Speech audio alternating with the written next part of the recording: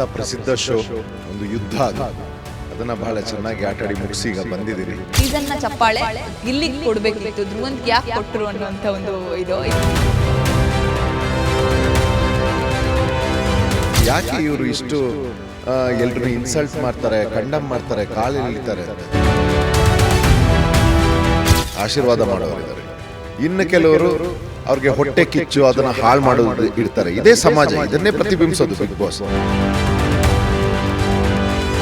ಸುಳ್ಳು ಹೇಳಿದಿರೋ ಬಾಯಿನೂ ಇಲ್ಲ, ಬೊಗಳ್ದಿರೋ ನಾಯಿಗಳು ಇಲ್ಲ. ಕೊಡಗಿನವನು ಅಂತ ಒಂದ್ ಕಡೆ ಹೇಳಿದೀನಿ, ಮಂಗಳೂರಿನವನು ಅಂತ. ಸೊ ಇದಕ್ಕೆ ಏನು ಕ್ಲಾರಿಟಿ ಬಿಗ್ ಬಾಸ್? ಸೊ ಮುಂಚೆ ಬಂದ ಮೇಲೆ ಏನ್ ಮಾಡ್ಬೇಕು ಅಂತ ಯೋಚನೆ ಇತ್ತು, ಈಗ ಪ್ರೆಸೆಂಟ್ ಹೊರಗಡೆ ಬಂದ ಮೇಲೆ ಏನ್ ಯೋಚನೆ ಇದೆ? ಆಕ್ಚುಲಿ ಇದನ್ನೆಲ್ಲ ನಾನು ತುಂಬಾ ಕಷ್ಟದಿಂದನೇ ಬಂದಿರೋದು. ನಮಗೆ ಯಾರು ಗಾಡ್ ಫಾದರ್ ಇಲ್ಲ, ಗಾಡ್ ಮಾತ್ರ. ಏನೇ ಮಾಡ್ಲಿ ನಾವು ನಿಮ್ ಪರ ನಿಲ್ತೀವಿ ಅಂತ ಹೇಳಿ ಅಭಿಮಾನಿಗಳು ಕೆಲವರು ಇರ್ತಾರೆ. ಸೊ ಅಂತ ಅಭಿಮಾನಿಗಳಿಗೆ ಏನ್ ಹೇಳ್ತೀರಿ, ನಿಮ್ಮನ್ನ ಇಷ್ಟಪಡುವರು? ಬಿಗ್ ಬಾಸ್ ಆಟ ಮುಗೀತು. ಸೊ ವ್ಯಕ್ತಿತ್ವಗಳ ಆಟವನ್ನ ಬಹಳ ಚೆನ್ನಾಗಿ ಆಟಾಡಿ one man army. So big boss ಮನೆಯಲ್ಲಿ ಎಲ್ರಿಗೂ ಕೂಡ ಫೈಟನ್ನು ಕೊಟ್ಟು ಕೊನೆಯವರೆಗೂ, ಅದರಲ್ಲೂ ಲಾಸ್ಟಲ್ಲಿ ಸೀಕ್ರೆಟ್ ರೂಮಲ್ಲಿ ಇದ್ದಂಥ ಸಂದರ್ಭದಲ್ಲಿ ಅವರ ವಿಡಿಯೋಗಳೇ ನಮಗೆ ಹೆಚ್ಚು ಕಾಣಿಸೋದಕ್ಕೆ, ಟ್ರೋಲ್ಗಳಾಗಿರಬಹುದು ಎಲ್ಲವೂ ಕೂಡ ಸಿಕ್ಕಿದ್ದು. ಸೊ ಒಂದು ಕಡೆ ಲಾಸ್ಟಲ್ಲಿ ರಕ್ಷಿತಾ ಅವ್ರ ಜೊತೆ ಕ್ಲಾಶ್ ಆದಾಗಲೂ ಕೂಡ ಅವಳು ಹೊರಗಡೆ ಬಂದು ನನ್ನ ಅಣ್ಣ ಅಂತ ಕರೆದ್ರೆ ನಾನು ಅವಳ ಹಿಂದೆ ಇರ್ತೀನಿ ಅಂತ ಹೇಳಿ ಕೂಡ ಹೇಳಿದರು. ಸೊ ಬನ್ನಿ ಅವ್ರನ್ನ ಮಾತಾಡ್ಸೋಣ. ಇವತ್ತು ನಮ್ಮ ಜೊತೆಗೆ ಜಾಯ್ನ್ ಆಗಿದ್ದಾರೆ. ಹೆಲೋ. ಹಾಯ್, ನಮಸ್ತೆ. ಓಕೆ, ಹೇಗಿದ್ದೀರಾ? ಚೆನ್ನಾಗಿದ್ದೀನಿ. ಒಂದು ಇಂಥ ಪ್ರಸಿದ್ಧ ಶೋ ಒಂದು ಯುದ್ಧ ಅದು. ಅದನ್ನು ಬಹಳ ಚೆನ್ನಾಗಿ ಆಟಾಡಿ ಮುಗಿಸಿ ಈಗ ಬಂದಿದ್ದೀನಿ. ಸೊ ಈಗ ಹೊರಗಡೆ ವಾತಾವರಣಕ್ಕೆ ಅಡ್ಜಸ್ಟ್ ಆಗ್ತಾ ಇದ್ದೀನಿ. ಧ್ರುವಂತ್ ಅವರೇ, ಈಗಲೂ ಕೂಡ ಒಂದಷ್ಟು ಜನ ಟ್ರೋಲ್ ಮಾಡ್ತಾರೆ. ಸೊ ಹೊರಗಡೆ ಬಂದ ಮೇಲೂ ಗಿಲ್ಲಿ ಬಗ್ಗೆ ನೆಗೆಟಿವ್ ಆಗಿ ಅಲ್ಲಿರುವಂಥ ಕಂಟೆಸ್ಟೆಂಟ್ ಎಲ್ಲರೂ ಮಾತಾಡ್ತಾರೆ. ಆದರೆ ಅವ್ನು ಗಿಲ್ಲಿ ಮಾತ್ರ ಚೆನ್ನಾಗಿ ಮಾತಾಡ್ತಾ ಇದ್ದಾನೆ ಬೇರೆ ಕಂಟೆಸ್ಟೆಂಟ್. ಇದು ನಮ್ಮ ಗಿಲ್ಲಿ ಅವರ ವ್ಯಕ್ತಿತ್ವ ಅಂತ. ಇದಕ್ಕೆ ಏನು ಹೇಳ್ತೀರಿ ಅಂತ? ಈಗ ಕೆಲವು ನೀಚರಿದ್ದಾರೆ, ಈ ರೀತಿ ಅವರಿಗೆ ಬಹುಶಃ ಊಟಕ್ಕೆ ಗತಿ ಇಲ್ಲ ಅನಿಸುತ್ತೆ, ಈ ರೀತಿ ಎಲ್ಲ ಮಾಡ್ತಾರೆ. ಇದ್ರ ಮುಖಾಂತರ ಏನಾದರೂ ಕಾಂಟ್ರವರ್ಸಿ ಕ್ರಿಯೇಟ್ ಮಾಡಿ ಊಟ ಸಿಗುತ್ತೆ ಅಂತ. ಬಹುಶಃ ನೀವು ನನ್ನ ಎಲ್ಲ ಇಂಟರ್ವ್ಯೂಗಳು ನೋಡಿರ್ಬೋದು. ಅವ್ರು ಏನು ಜನಗಳಿಗೆ ಎಂಟರ್ಟೈನ್ ಮಾಡಿದ್ದಾರೆ, ಅದಕ್ಕೆ ಸೂಕ್ತ ನ್ಯಾಯ ದೊರಕಿದೆ ಅಂತಲೇ ಹೇಳ್ಕೊಂಡು ಬಂದಿದ್ದೀನಿ. ಬರೀ ನಾವು ಯಾವುದನ್ನೋ ಒಂದು ಕ್ಲಿಪ್ನ ತೆಗೆದು ಯಾವುದಕ್ಕೋ ಆಲ್ಟ್ರ್ ಮಾಡಿದೆಲ್ಲ ನಡೀತಾ ಇದೆ. ಬಹುಶಃ ಅದನ್ನು ಅವರು ಕೇರ್ ಮಾಡಲ್ಲ, ನಾನು ಕೇರ್ ಮಾಡಲ್ಲ ಅಂತೀನಿ. ಬಿಕಾಸ್ ಈಗ ಗೊತ್ತು, ಈ ಸೋಷಲ್ ಮೀಡಿಯಾ ಯುಗದಲ್ಲಿ ಒಂದಿಷ್ಟು ಜನ ಚೆನ್ನಾಗಿ ಮಾತಾಡಿದ್ರೆ ಒಂದಿಷ್ಟು ಜನ ಹಾಳು ಮಾಡೋಕ್ಕೆ ಅಂತಲೇ ಇದ್ದಾರೆ. ಸೊ ಇಂಥವ್ರ ಬಗ್ಗೆ ಈ ಸಮಾಜದಲ್ಲಿ ಇಂಥ ನೀಚರು ಇರೋದು ಸಹಜ. ಸೊ ನಮಗೇನು, ನಮ್ಮ ಈ ಎಂಟರ್ಟೈನ್ಮೆಂಟ್ ಇಂಡಸ್ಟ್ರಿ ಅಥವಾ ಒಂದು ಪಬ್ಲಿಕ್ ಫಿಗರ್ ಆದಾಗ ಇದನ್ನೆಲ್ಲ ನಾವು ಕೇರ್ ಮಾಡಲ್ಲ. ಬಿಗ್ ಬಾಸ್ ಮನೆಯಲ್ಲಿ ಎಲ್ಲೋ ಒಂದು ಕಡೆ ಬೇರೆಯವ್ರು ಕೊಡುವಂಥ ಅಭಿಪ್ರಾಯ ನಿಮ್ಮ ವ್ಯಕ್ತಿತ್ವದ ಮೇಲೆ ತುಂಬ ಎಫೆಕ್ಟ್ ಆಗುತ್ತಾ ಅಂತ. ಬಿಕಾಸ್ ಗಿಲ್ಲಿ ಸ್ಟಾರ್ಟಿಂಗಿಂದನೂ ಕೂಡ ನಿಮ್ಮ ವ್ಯಕ್ತಿತ್ವವನ್ನು ಒಂದು ಕಾಮಿಡಿಯಾಗಿ ತೊಗೊಂಡು ಹೋಗೋದು, ಕಾಮಿಡಿ ರೀತಿ ಪೋಟ್ರೆ ಮಾಡುವಂಥ ಒಂದು ಪ್ರಯತ್ನ, ಅಥವಾ ಅವನು ಪ್ರತಿ ಸತಿ ಹೇಳ್ತಾ ಇದ್ದ, ಈಗ ನೋಡು ಧ್ರುವಂತ್ ಬರ್ತಾರೆ ಹೆಂಗಾಡ್ತಾರೆ ನೋಡು, ಅವ್ರನ್ನ ಯಾರು ಸೀರಿಯಸ್ ಆಗೇ ತಗೊಳ್ಳಲ್ಲ, ಈ ಅಮ್ಮ ಮತ್ತು ಧ್ರುವಂತ್ ಇಬ್ಬರು ಕೂಡ ಏನೇನೋ ಡಿಸ್ಕಸ್ ಮಾಡ್ತಾ ಇರ್ತಾರೆ. ಈ ರೀತಿ ಪೋಟ್ರೆ ಈಗ ನಿಮಗಲ್ಲಿ ಗೊತ್ತಾಗೋದಿಲ್ಲ, ಹೊರಗಡೆ ಜನ ಏನು ಅಂದ್ಕೊಳ್ತಾರೆ, ಈ ಧ್ರುವಂತ್ ಇರೋದೇ ಹೀಗೆ ಏನೋ ಅಂತ ಅವರಿಗೆ ಒಂದು ಥಾಟ್ ಬರುತ್ತೆ. ಸೊ ಇದ್ರ ಬಗ್ಗೆ ಏನು ಹೇಳ್ತೀರಿ ಅಂತ? ಈಗ ಅಲ್ಲಿ ಒಬ್ಬೊಬ್ರದ್ದು ವ್ಯಕ್ತಿತ್ವ ಒಂದೊಂದು ರೀತಿ, ಅವರವರ ವ್ಯಕ್ತಿತ್ವದ ಆಟಗಳನ್ನು ಅವ್ರು ಆಡಿದ್ದಾರೆ. ನಾನು ನನ್ನ ವ್ಯಕ್ತಿತ್ವದ ಆಟ ಆಡಿದ್ದೀನಿ.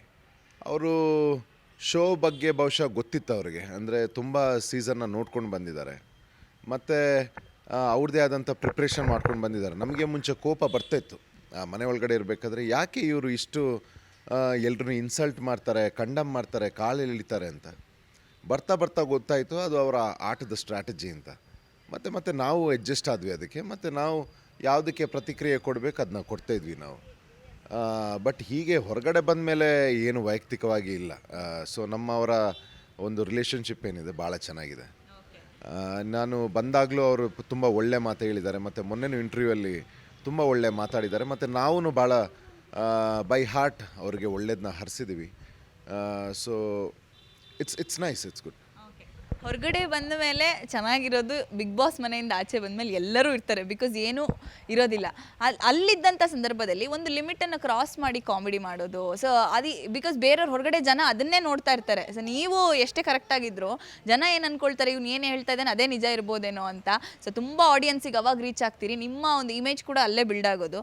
ಸೊ ಇದಕ್ಕೇನು ಹೇಳ್ತೀರಿ ಅಂತ? ಹೊರಗಡೆ ಬಂದಮೇಲೆ ಎಲ್ಲ ಕಂಟೆಸ್ಟೆಂಟು ಎಲ್ಲ ಇವೆಂಟಲ್ಲೂ ಮಾತಾಡ್ತಾರೆ, ಎಲ್ಲದೂ ಮಾಡ್ತಾರೆ. ಅಲ್ಲಿದ್ದಾಗ ಆ ಮಟ್ಟಿಗೆ ಕೆಳಗೆ ಹಾಕಿ ಮಾತಾಡೋದು ಬೇಕಾ? ನಿಮ್ಗೆ ಏನು ಅನಿಸುತ್ತೆ ಅಂತ? ತಪ್ಪದು. ಈಗ ನಮ್ಮ ಮನೆಗೆ ಯಾರೇ ಬಂದ್ರೂ ಅವ್ರನ್ನ ಕಾಲೆಳೆಯೋದು ಅಥವಾ ಅವ್ರನ್ನೊಂದು ಇನ್ಸಲ್ಟ್ ಮಾಡೋದು ಯಾರಿಗಾದ್ರೂ ಕೋಪ ಬರುತ್ತೆ. ಸೊ ಬಿಗಿನಿಂಗಲ್ಲಿ ಗಿಲ್ಲಿ ಯಾರು ಅಂತ ನಮಗೆ ಗೊತ್ತಿರಲಿಲ್ಲ, ನಾನು ಯಾರು ಅಂತ ಗಿಲ್ಲಿ ಗೊತ್ತಿರಲಿಲ್ಲ. ಮುಂಚೆ ಗಲಾಟೆ ಮಾಡಿದ್ದೀನಿ ನಾನು. ಇದೆಲ್ಲ ಮಾಡಬೇಡಿ ಅಂತ ಹೇಳಿರೋದು, ಭಾಳ ಜೋರಾಗಿ ಹೇಳಿರೋದಿದೆ. ಬರ್ತಾ ಅವ್ರು ಯಾರನ್ನೂ ಬಿಟ್ಟಿಲ್ಲ ಅಲ್ಲಿ ಮನೆಯಲ್ಲಿ, ಎಲ್ರೂ ಹೀಗೆ ಕಾಲೆಳಿತಾಯಿದ್ರು. ಮತ್ತು ಬರ್ತಾ ಬರ್ತಾ ಗೊತ್ತಾಯಿತು ಅದೊಂದು ಅವರ ಆಟದ ಶೈಲಿ. ಮನಸ್ಸಿಂದ ಅದನ್ನು ಮಾಡಬೇಕೀಗ, ಹೊರಗಡೆ ಅವ್ರು ಹಾಗೆ ಮಾಡೋರಲ್ಲ. ಆಟದ್ದು ಯಾರೋ ಪ್ರಥಮ್ ಮತ್ತು ನಮ್ಮ ಹನುಮಂತನವರು ಏನೋ ಭಾಳ ಫಾಲೋ ಮಾಡ್ತಾಯಿದ್ರಂತೆ. ಸೊ ಅವ್ರದ್ದೊಂದು ಸ್ಟ್ರಾಟಜಿ ಬಿಲ್ಡ್ ಮಾಡ್ಕೊಂಡು ಬಂದಿದ್ರು. ಆಮೇಲೆ ಗೊತ್ತಾಯಿತು ಅವರು ಬೇಕು ಅಂತಲೇ ಮಾಡ್ತಾ ಇರೋದು ಆಟಕ್ಕೋಸ್ಕರ. ಆ್ಯಕ್ಷನ್ಗೆ ರಿಯಾಕ್ಷನ್ ಸಿಗುತ್ತೆ, ಕಂಟೆಂಟ್ ಆಗುತ್ತೆ, ಫುಟೇಜ್ ಆಗುತ್ತೆ ಅಂತ ಅವ್ರು ಮಾಡ್ತಾಯಿದ್ದು ಅಂತ. So that's it. ಮತ್ತೆ ನಾವು ಅದ್ರ ಬಗ್ಗೆ ಜಾಸ್ತಿ ತಲೆ ಕೆಡಿಸ್ಕೊಳ್ಳೋದು. ಇವತ್ತು ಗಿಲ್ಲಿ ಅಲ್ಲ ಅಂತಿದ್ರೆ ಯಾರು ಕಪ್ ತೊಗೊಂಡು ಹೋಗ್ತಿದ್ರು ಅಂತ ನಿಮ್ಗೆ ಅನಿಸುತ್ತೆ? ನಾನೇ. ಯಾಕಂದರೆ ನಾನು ಯಾವ ಡೈನಾಮಿಕ್ಸಲ್ಲಿ ಆಟಾಡಿದ್ದೀನಿ ಅಂತಂದರೆ, ನಮ್ಮ ಏನು ಪೊಟೆನ್ಷಿಯಲ್ ಇದೆ, ಮತ್ತು ನನಗೆ ಪ್ರತಿ ಸರ್ತಿ ಏನೇ ಚಾಲೆಂಜ್ ಬಂದಾಗ ಅಥವಾ ಯಾರೇ ಟಾರ್ಗೆಟ್ ಮಾಡಿದಾಗ ಅಥವಾ ನನ್ನ ಕ್ವಶನ್ ಮಾಡಿದಾಗ ಅದಕ್ಕೆ ಭಾಳ ಸಮರ್ಪಕವಾಗಿ ನನ್ನ ನಿಲುವುಗಳನ್ನು ಅಥವಾ ನನ್ನ ರಿಯಾಕ್ಷನ್ಗಳನ್ನು ಭಾಳ ಚೆನ್ನಾಗಿ ಕೊಟ್ಟಿದ್ದೀನಿ ನಾನು. ಮತ್ತು ಆಟದಲ್ಲಾಗಲಿ ಯಾವುದೇ ವಿಭಾಗ ಇರಲಿ, ಬಿಗ್ ಬಾಸ್ ಮನೇಲಿ ಯಾವುದೇ ವಿಭಾಗದಲ್ಲೂ I have tried and I have given best and above. So ಹಾಗಿರಬೇಕಾದ್ರೆ ನನಗೆ ನಾನೆಂತ ಇತ್ತು. But end of the day ಒಂದು ವಾಹಿನಿ ಆಗಲಿ ಒಂದು ಶೋನ ಪರ್ಪಸ್ ಎಂಟರ್ಟೈನ್ಮೆಂಟ್ ಅಂತ ತಗೊಂಡ್ರೆ ಅದಕ್ಕೇನು ಜಸ್ಟಿಫಿಕೇಷನ್ ಆಗಬೇಕಾಗಿದೆ. ಸುದೀಪ್ ಸರ್ ನಿಮಗೆ ಚಪ್ಪಾಳೆ ಕೊಟ್ಟಿದ್ದು ತುಂಬ ವಿವಾದ ಸೃಷ್ಟಿಸಿತ್ತು. ಅದನ್ನು ಫಿನಾಲೆ ಟೈಮಲ್ಲೂ ಸುದೀಪ್ ಸರ್ ಹೇಳಿದರು, ನಿಮಗೆ ಚಪ್ಪಾಳೆ ಕೊಟ್ಟು ಹೊರಗಡೆ ನನಗೆ ಏನೇನಾಯಿತು ಅಂತ.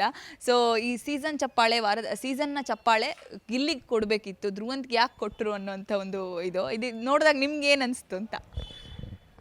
ಈಗ 12 ಸೀಸನ್ 12 ವರ್ಷ ಒಂದು ಶೋನ ಇಷ್ಟರ ಮಟ್ಟಿಗೆ ಕಟ್ಟಿ ನಿಲ್ಲಿಸಿರೋವಂಥ ಬಾದ್ಶಾ ಕಿಚ್ಚ ಸುದೀಪ್ ಅವರು 12 ಸೀಸನಲ್ಲಿ ಅವರ ಇಡೀ ಜರ್ನಿಲಿ ಎಷ್ಟು ಜನಗಳನ್ನು ನೋಡಿರಲಿಕ್ಕಿಲ್ಲ.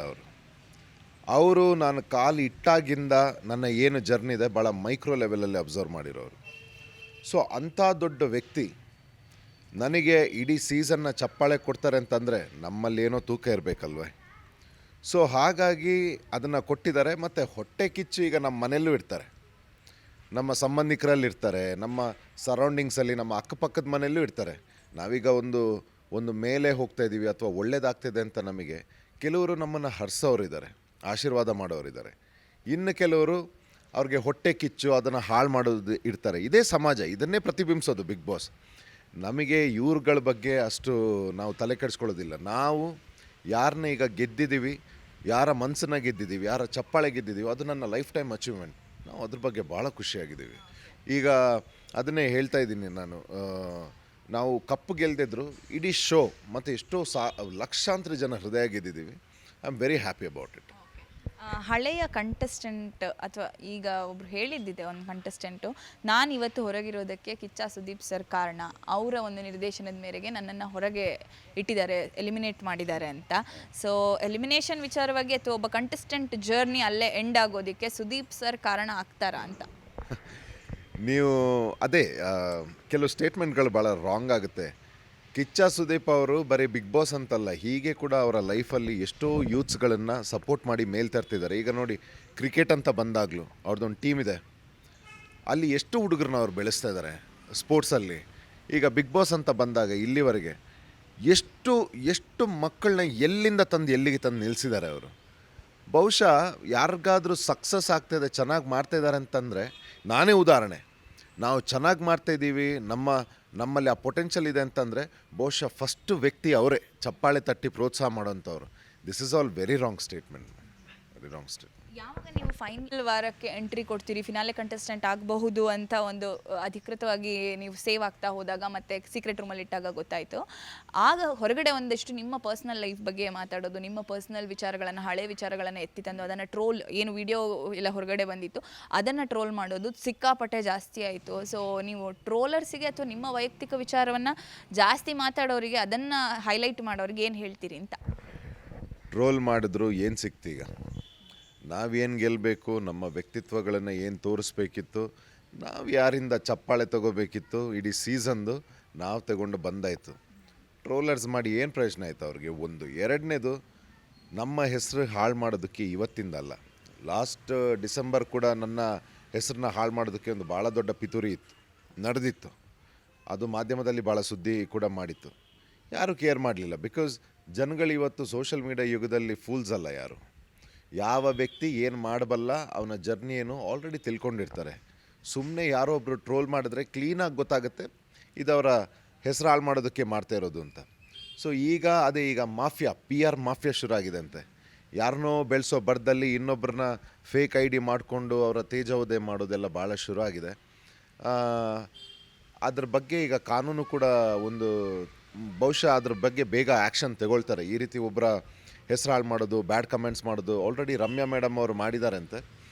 ಈಗ ನಾವು ಕೂಡ ಅದೇ ಕಂಪ್ಲೇಂಟ್ ಎಲ್ಲರೂ ಮಾಡಬೇಕು ಅಂತ ಇದ್ದೀವಿ. ಇವ್ರ ಬಗ್ಗೆ ಒಂದು ಇಂಥವ್ರನ್ನೆಲ್ಲ ಸ್ವಲ್ಪ ಮೀಡಿಯಾದ ಮುಂದೆ ಶಿಕ್ಷೆ ಆದಾಗ ನೆಕ್ಸ್ಟ್ ಇನ್ನು ಮುಂದೆ ಬರೋ ಜನ್ರೇಷನ್ಗಳಿಗೆ ಭಾಳ ಒಳ್ಳೆಯದು. ಯಾಕಂದರೆ ಇದ್ರ ಬಗ್ಗೆ ನಾವೇ ಆ್ಯಕ್ಷನ್ ತಗೊಳ್ಬೇಕು ಅಂತ ಇದ್ದೀವಿ. ಯಾಕಂದ್ರೆ ನಿಮ್ಮ ಪರ್ಸನಲ್ ಲೈಫ್ ಯಾವುದೋ ಸಾರ್ವಜನಿಕ ವಿಚಾರನೂ ಅಲ್ಲ, ಅದು ಕೆಲವರು ತುಂಬ ಪ್ರೈವೇಟ್ ಆಗಿ ಇಟ್ಕೋಬೇಕು ಅಂತ ಇರ್ತಾರೆ. ಈ ರೀತಿ ಆದಾಗ ನೀವೇನು ಹೇಳ್ತೀರಿ? ಕ್ಯಾರೇ ಮಾಡಲ್ಲ ಮೇಡಮ್. ನಮ್ಮ ಆ್ಯಟಿಟ್ಯೂಡಿಗೆ ನೋಡಿದ್ರಿ ಶೋ ಅಲ್ಲಿ, ಒಂಟಿ ಸಲಗ, ಒನ್ ಮ್ಯಾನ್ ಆರ್ಮಿ, ಕ್ಯಾರೇ ಮಾಡಲ್ಲ. ನಮ್ಮನ್ನು ಪ್ರೀತಿಸೋ ಇಷ್ಟು ಜನ ಇರಬೇಕಾದ್ರೆ ಒಂದು 2-3 ಇಂಥ ಮಾನಸಿಕ ಅಸ್ವಸ್ಥರು ಸೋಷಲ್ ಮೀಡಿಯಾ ಇವತ್ತು ಭಾಳ ಈಸಿ, ಇಂಟರ್ನೆಟ್ ರೀಚಬಲ್ ಅಂತ ಹಾಕಿದ್ರೆ ನಾನು ಇಷ್ಟು ಜನದ ಪ್ರೀತಿನ ನೋಡಲ್ಲ ಅಥವಾ ಈ ಮಾನಸಿಕ ಅಸ್ವಸ್ಥರನ್ನ ನೋಡಲ್ಲ. ಕ್ಯಾರೇ ಮಾಡಲ್ಲ ಮ್ಯಾಮ್. ನಿಮ್ಮ ಬಗ್ಗೆ ನೆಗೆಟಿವ್ ಟ್ರೋಲ್ ಮಾಡೋರಿಗೆ ಸೊ ಏನು ಒಂದು ವಾರ್ನಿಂಗ್ ಹೇಳ್ತೀರಿ ನೀವು, ಅಥವಾ ಏನು ಮೆಸೇಜ್ ಹೇಳ್ತೀರಿ ಅವರಿಗೆ ಅಂತ ಇನ್ನು ಮುಂದೆ ಮಾಡೋರಿಗೆ? ನಾನು ಬೇರೆ ಚಾನಲಲ್ಲಿ ಹೇಳಿದ್ದೀನಿ, ಒಂದು ಸಾಧಕನ ಊರಲ್ಲಿ, ಇದು ಭಾಳ ದೊಡ್ಡವರು, ರಜನಿಕಾಂತ್ ಸರ್ ಅವರೊಂದು ವೇದಿಕೆ ಮೇಲೆ ಹೇಳ್ತಾರೆ, ಒಂದು ಊರಲ್ಲಿ ಸುಳ್ಳು ಹೇಳ್ದಿರೋ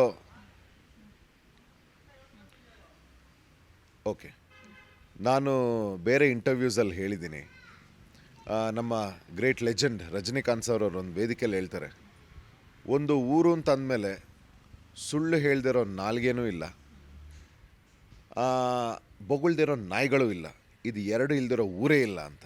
ಸೊ ಹಾಗಾಗಿ ನಾವು ಕೆಲವರು ಸಾಧಕರಾಗೋಕ್ಕೆ ಇಷ್ಟಪಡ್ತಾರೆ, ಕೆಲವರಿಂತ ನೀಚರಾಗೋಕ್ಕೆ ಇಷ್ಟಪಡ್ತಾರೆ, ಕೆಲವರು ಮನೆ ಉದ್ಧಾರ ಮಾಡೋವಂಥ ಕೆಲಸ ಮಾಡ್ತಾರೆ, ಇನ್ನು ಕೆಲವರು ಮನೆ ಹಾಳು ಮಾಡ್ಕೊಳ್ಳೋವಂಥ ಕೆಲಸ ಮಾಡ್ತಾರೆ. ಸೊ ನಾನು ಅದನ್ನೇ ರಜನಿಕಾಂತ್ ಸರ್ ಅವ್ರ ಮಾತನ್ನ ಭಾಳ ಪಾಲಿಸ್ತೀನಿ.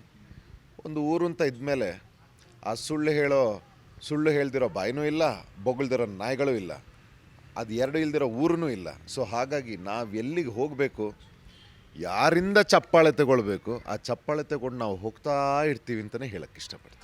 ನೀವು ಹೆಸರು ಬದಲಾಯಿಸ್ಕೊಂಡಿದ್ಯಾಕೆ? ಜೊತೆಗೆ ನೀವು ಮಂಗಳೂರಿನವರ, ಕೊಡಗಿನವರ ಅಂತ ಹೇಳಿ ತುಂಬ ಜನ ಕೇಳ್ತಾರೆ. ಬಿಕಾಸ್ ನಿಮ್ಮ ಮುಂಚೆ ಹೆಸರಿದ್ದಿದ್ದು ನೋಡಿ, ಮತ್ತು ಈಗ ನೀವು ಅಲ್ಲೂ ಹೇಳ್ತೀರಿ, ಒಂದು ಕಡೆ ಹೇಳಿದಿರಿ ನಾನು ಕೊಡಗಿನವನು ಅಂತ, ಒಂದು ಕಡೆ ಹೇಳಿದಿರಿ ಮಂಗಳೂರಿನವನು ಅಂತ. ಸೊ ಇದಕ್ಕೆ ಏನು ಕ್ಲಾರಿಟಿ ಕೊಡ್ತೀವಿ?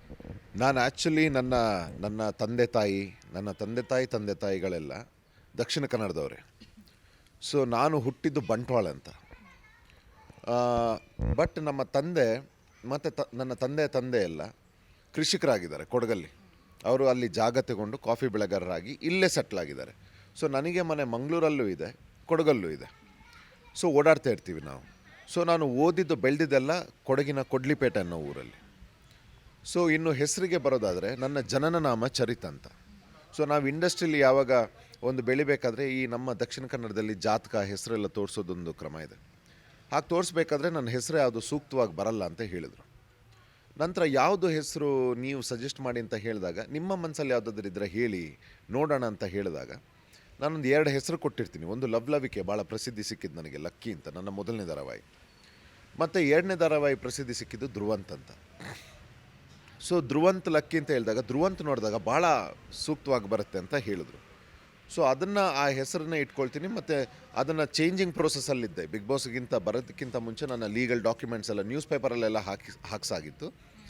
ಮತ್ತು ಇದಕ್ಕೆ ಲೀಗಲ್ ಡಾಕ್ಯುಮೆಂಟ್ಸಿಗೆ ಮಾಡೋವಂಥದ್ದು ಅದರಲ್ಲಿ ಇದು ಬಂತು. ಮತ್ತು ಬಿಗ್ ಬಾಸ್ಗೆ ಅದೇ ಹೆಸರು ಕೊಟ್ಟೆ. ಸೊ ಅದಕ್ಕೆ ಬೇರೆ ಯಾವುದು ಕಾರಣಗಳು ಇಲ್ಲ. ಬೇರೆ ಇವ್ರು ಏನು ಈಗ ಪಬ್ಲಿಸಿಟಿಗೆ ಏನೇನೆಲ್ಲ ತಮ್ಮ ಮನೆಯ ಊಟ ಪಡ್ಕೊಳ್ಳೋದಕ್ಕೆ ಏನು ಎಲ್ಲ ಸ್ಟಂಟ್ಗಳು ಮಾಡ್ತಾಯಿದ್ದಾರೆ, ಅದೆಲ್ಲ ಏನೂ ಇಲ್ಲ. ರಾಶಿಕಾ ಅವರು ನಿಮ್ಮ ಥಿಂಗ್ಸನ್ನು ಇಟ್ಕೊಂಡು ಹೋಗಿದ್ದಾರೆ, ಅದೊಂದು ಸಿಕ್ಕಾಪಟ್ಟೆ ಟ್ರೋಲ್ ಆಗಿತ್ತು. ಸೊ ನನ್ನ ಥಿಂಗ್ಸ್ ಎಲ್ಲ ಅವ್ರ ಹತ್ರ ಇದೆ ಅಂತ. ರಾಶಿಕಾ ಅವ್ರು ನಿಜವಾಗಿ ನಿಮ್ಮ ಜೊತೆಗೆ ಏನಾದರೂ ಫೀಲಿಂಗ್ಸ್ ಅಥವಾ ಲವ್ ಆ್ಯಂಗಲ್ ಇತ್ತಾ ಅಥವಾ ಹೇಗೆ? ಬಿಕಾಸ್ ನೀವು ಒಂದು ಸ್ಟೇಟ್ಮೆಂಟ್ ಕೊಟ್ಟಿದ್ದೆ, ಫಸ್ಟ್ ನನ್ನ ಹತ್ರ ಬಂದರು, ಆಮೇಲೆ ಇನ್ನೊಬ್ಬರ ಹತ್ರ ಹೋದರು, ಅವ್ರ ಟ್ರ್ಯಾಕ್ ಬೇರೆ ಕಡೆ ಇದೆ ಅಂತ. ಸೊ ಏನು ಹೇಳ್ತೀರಿ? ಇಲ್ಲ, ಆ ರೀತಿ ಸ್ಟೇಟ್ಮೆಂಟ್ ಅಲ್ಲ. ಅವರ ಮನಸ್ಸಲ್ಲಿ ನನ್ನ ಮೇಲೆ ಏನಿತ್ತು ಅಂತ ಗೊತ್ತಿಲ್ಲ. ಆದರೆ ಅವ್ರಿಗೆ ಇಶ್ಯೂ ಇದ್ದಿದ್ದು ಹೌದು. ಅವ್ರು ಮಾತಾಡ್ಸೋಕ್ಕೆ ಬಂದಾಗ ಅಥವಾ ಅವ್ರು ಮಾತಾಡಿಸ್ಬೇಕಾದ್ರೆ ಚೆನ್ನಾಗಿ ಮಾತಾಡ್ತಿದ್ದೆ.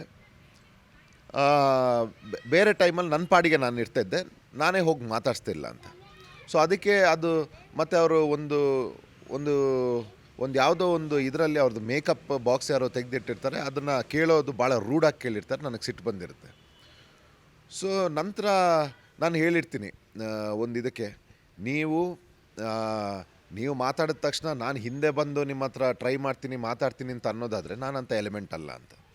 ಒಂದು ಹುಡುಗಿ ಚೆನ್ನಾಗಿರೋ ಹುಡುಗಿ ಚಂದ ಮಾತಾಡಿದ ತಕ್ಷಣ ನಾನು ಹಿಂದೆ ಬಿದ್ದು ಮಾತಾಡ್ತೀನಿ ಅನ್ನೋದು ನನ್ನ ಇದಲ್ಲ.